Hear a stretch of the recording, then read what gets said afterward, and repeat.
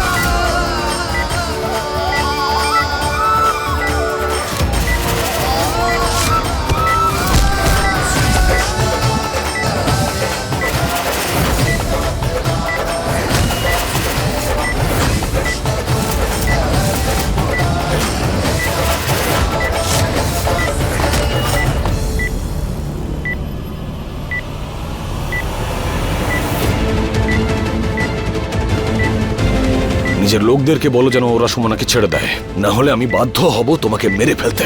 বলো। আরে খুলে দাও ওকে, খুলে দাও তাড়াতাড়ি তাড়াতাড়ি।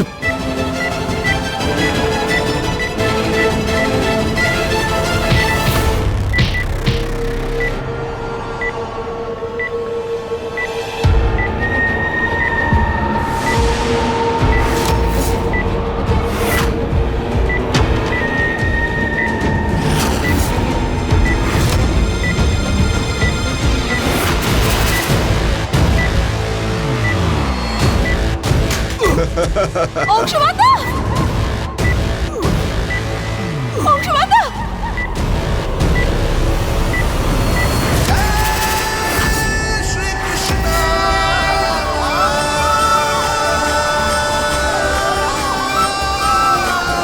শুনছো? সুরভি, কি হয়েছে? সুরভি, তুমি একদম ভয় পেও না। না সুমনা অংশুমানের কিছু হতে দেবে, আর না অংশুমান সুমনার কোনো ক্ষতি হতে দেবে। কথাটা তো একদম ঠিকই বলেছ ঠাকুরপো, তবে একটা কথা ভুলে গেছো তুমি, নন্দন ও সুমনার সাথেই গিয়েছিল।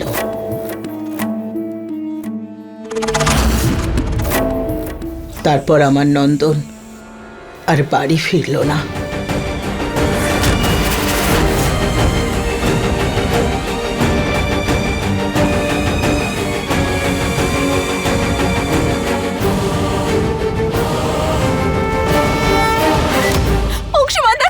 চলো। ওর নামের মালা কেন জপ করছো এখন তুমি? এখন তো তুমি ওর ছবিতে মালা পরাবে। চলো চলো বলছি, চলো।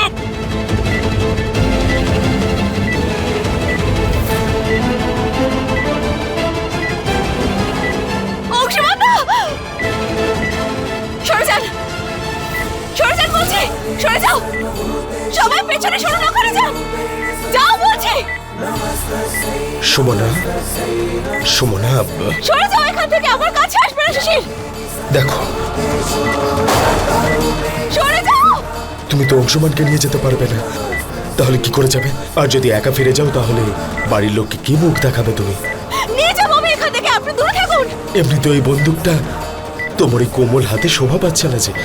আমাকে দিয়ে দাও বন্দুকটা, দাও। না, আমি তোমার সঙ্গে যাবো না শিশির। আমাদের পরিবার আগেই নন্দনকে হারিয়েছে, কিন্তু অংশমান তার কিছু হতে দেবো না আমি, কোনো মূল্যে হতে দেবো না। দাও, আমাকে দিয়ে দাও। দূরে থাকো, কাছে আসবে না, দূরে সরে যাও। ওকে ওকে, ঠিক আছে, সরে যাও বলছি। আমি যাচ্ছি, চলে যাচ্ছি, চলে যাচ্ছি, চলে যাচ্ছি, যাচ্ছি।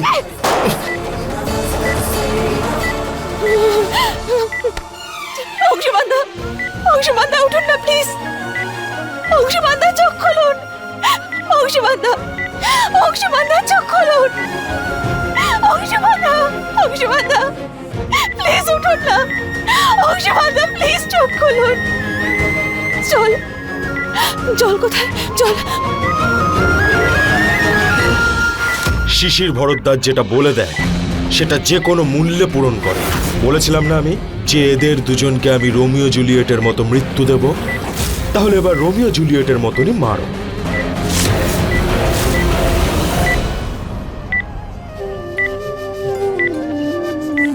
অংশুমানদা প্লিজ চোখ খুলুন।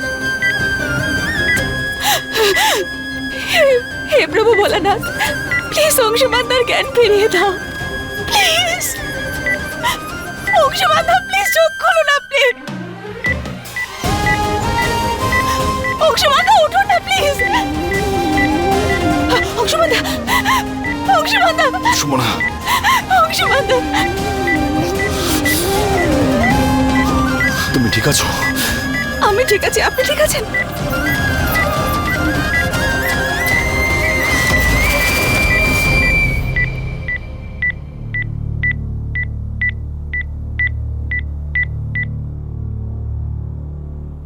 বু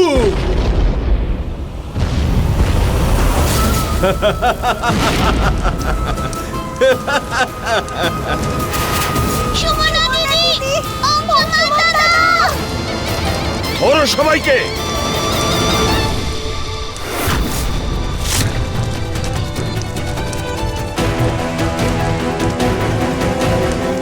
শিশির বাবু, আপনার আসল চেহারা আমাদের কাছে খুলে গেছে। কোনো রকম চালাকি করবার চেষ্টা করবেন না।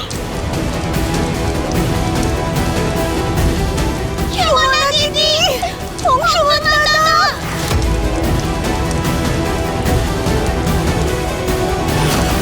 আপনি যে নম্বরে ফোন করেছেন বর্তমানে সেটি সুইচ অফ আছে। নিয়ে যাও এদের সবাইকে। আপনিও চলুন। সুমনা দিদি। যে নম্বরে যোগাযোগ করার চেষ্টা করছেন সেটি বন্ধ আছে। আমাকে বলবে কি ঘটছে ওখানে? দেখুন না, অংশুমান সুমনা কাউকেই ফোনে পাচ্ছি না। কি করে হবে সেটা?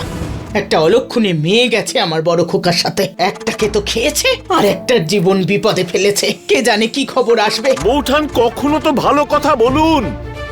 আমার মাথায় আসেন আপনি এইভাবে কি করে বলেন?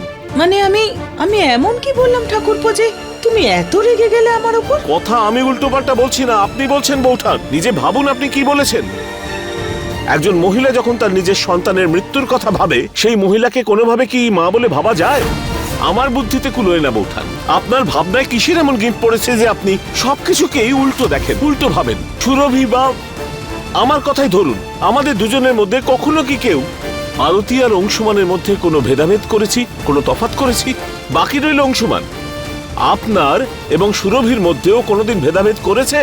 জানি না আপনি এরকমটা কি করে ভাবেন অংশুমানের ব্যাপারে। সেই অংশুমান, যে অংশুমান সুরভির বদলে আপনার কোলে বেশি পালিত হয়েছে, খেলেছে, তার ব্যাপারে আপনি এসব ভাবেন কি করে? আমিও না কখনো অংশুমান আর আরতির মধ্যে পার্থক্য করিনি। আমিও অংশুমানকে নিজের ছেলে বলেই মানি। কষ্ট তো তখন হয় যখন ছোট নিজের অধিকার সব সময় প্রয়োগ করে। আমি অনেক আগে এটা বলেছিলাম যে সুমনা এই বাড়ির জন্য ঠিক নয়, এই পরিবারের জন্য অশুভ। কিন্তু আমার কথা শুনবে কেন? আমি তো এমনিই বলি, এমনিই করি। আন্টি কিন্তু তুমি চুপ করো। তুমি এখনো সেই অধিকার পাওনি যে আমাদের মধ্যে কথা বলবে।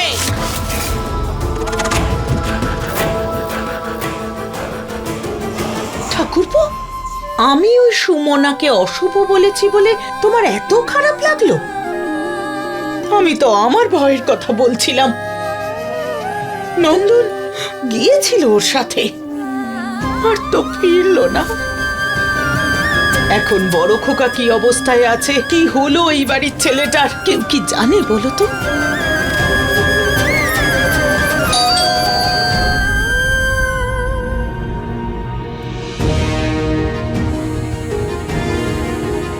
ইন্সপেক্টর,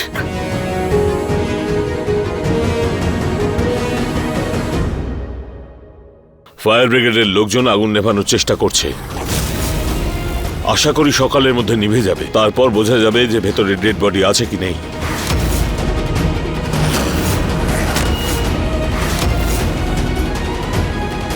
ওখানে কোনো ডেড বডি পাওয়া যাবে না। অংশুমান হেরে গিয়ে ফিরে আসার ছেলে নয়। কিচ্ছু হবে না ওর।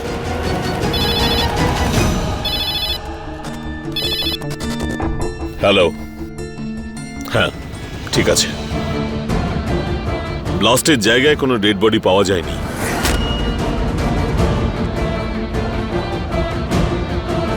দুটো মোবাইল পাওয়া গেছে, তাও পোড়া অবস্থা। হতে পারে যে ওই ফোন দুটোই হয়তো অংশুমানার সুমনার। কিন্তু বাবা মশাই ওরা গেল কোথায়?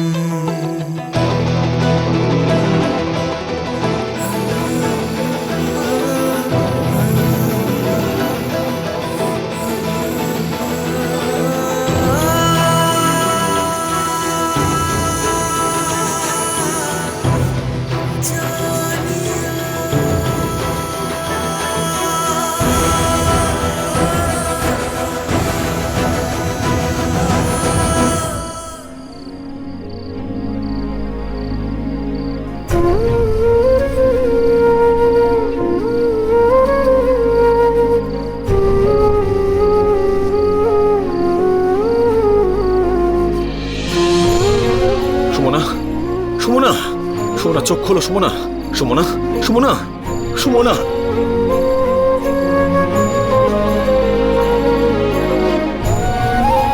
সুমনা, সুমনা চোখ খোলো, চোখ খোলো সুমনা, সুমনা।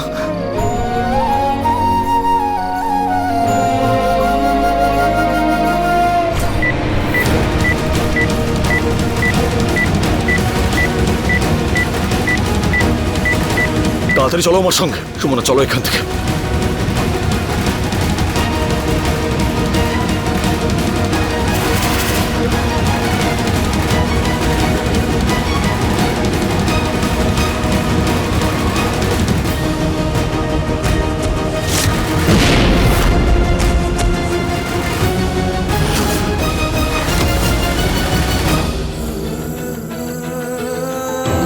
সুমনা, সুমনা, সুমনা।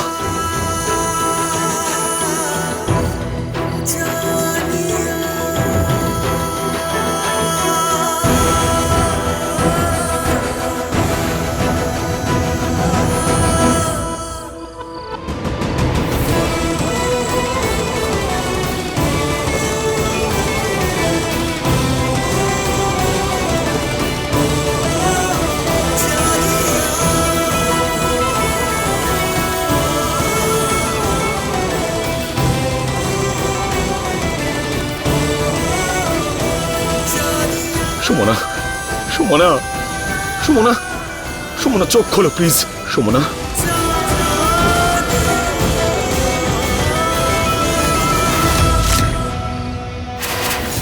ইন্সপেক্টর স্যারের সাহায্যের জন্য তাই আপনার সাথে দেখা করতে পারলাম।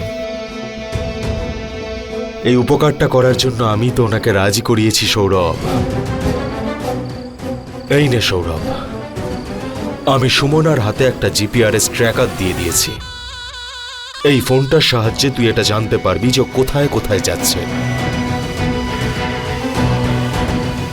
আর টাকার কথা চিন্তা করবি না তুই, যত টাকা লাগবে আমি দেব। ব্যাপারটা হচ্ছে যে এরা আমাকে সেন্ট্রাল জেলে নিয়ে যাচ্ছে, কিন্তু যতদিন না আমি ফিরে আসছি আমার সুমনার খেয়াল রাখিস। আচ্ছা বেশ,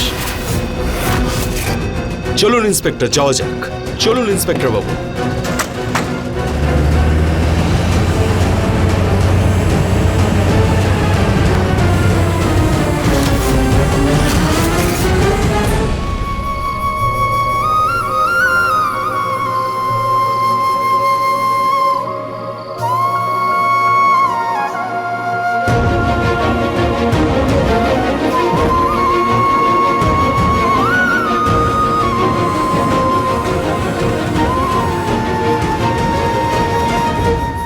সুমনা, সুমনা চোখ খোলো। সুমনা, সুমনা প্লিজ চোখ খোলো। সুমনা তোমাকে চোখ খুলতেই হবে। সুমনা, সুমনা চোখ খোলো। সুমনা প্লিজ।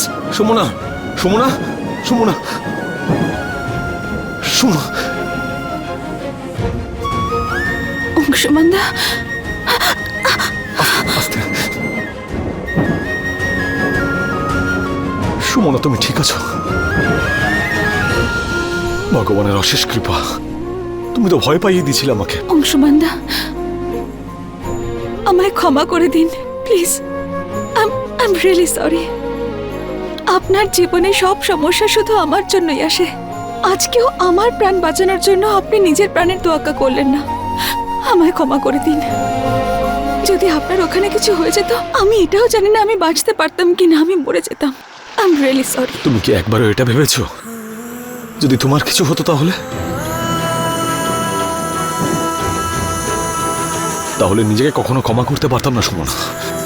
আর তুমি নিজেকে কেন দোষ দিচ্ছ? যা হচ্ছে এগুলো সব একটা ষড়যন্ত্র, আর কিছু নয়। না অংশুমানদা, আমি নিজেকে দোষ দিই বা না দিই, কিন্তু সত্যি তো এটাই যে আমার জন্যই আপনার জীবনে সব সমস্যা তৈরি হয়। আমার জন্যই আপনি বিপদে পড়েন সব সময়। অথচ আপনি সব সময় একজন ভালো বন্ধুর মতো আমাকে সাহায্য করেন, আমার পাশে থাকেন। থ্যাংক ইউ সো মাচ আমার পাশে থাকার জন্য সব সময়। Thank you. একদিকে ভালো বন্ধু বলো আমাকে, আর অন্যদিকে থ্যাংক ইউ বলে সেই বন্ধুত্বকেই ছোট করছো। যদি সত্যি বন্ধু মেনে থাকো তাহলে বন্ধুত্ব পালনের সুযোগ তো দাও। আর এমনিতেও আমি মাকে কথা দিয়ে এসেছি যে তোমাকে অবশ্যই বাড়ি ফিরিয়ে নিয়ে যাব।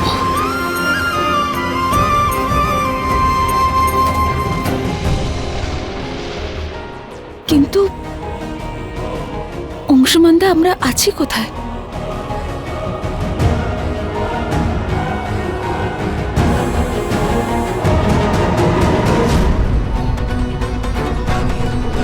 একদম সোজা সোজা চলুন।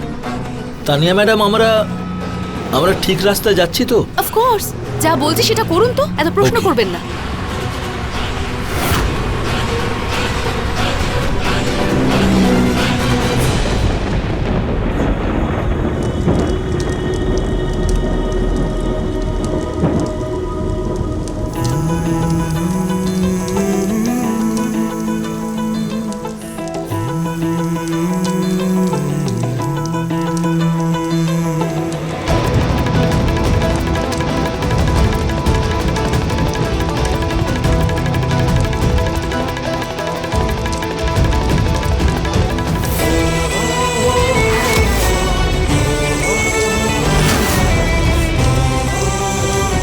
সুমনা, হাতটা দাও আমাকে।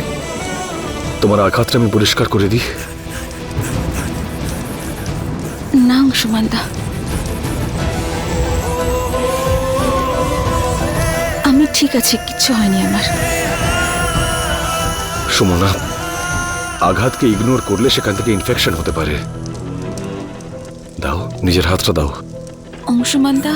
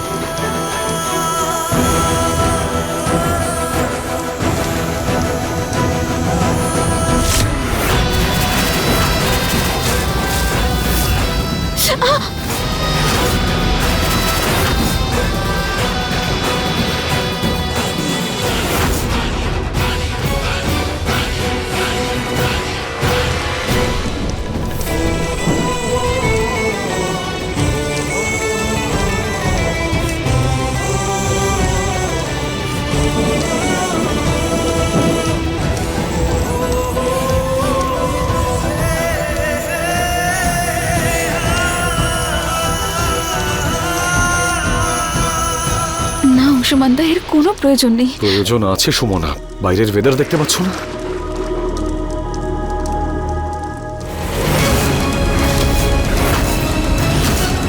এটা তো জিপিআরএস ট্র্যাকার। তোমার হাতে এটা কোত্থেকে এলো? মনে হয় শিশিরই বেঁধেছিল আমার উপর নজর রাখার জন্য। তার মানে ও এখনো আমাদের উপর নজর রাখছে।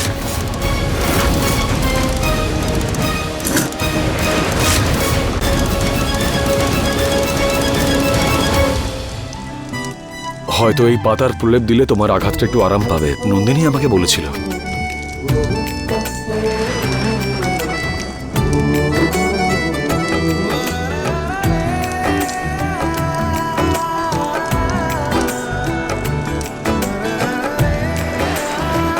সুমনা, এটা পরে নাও।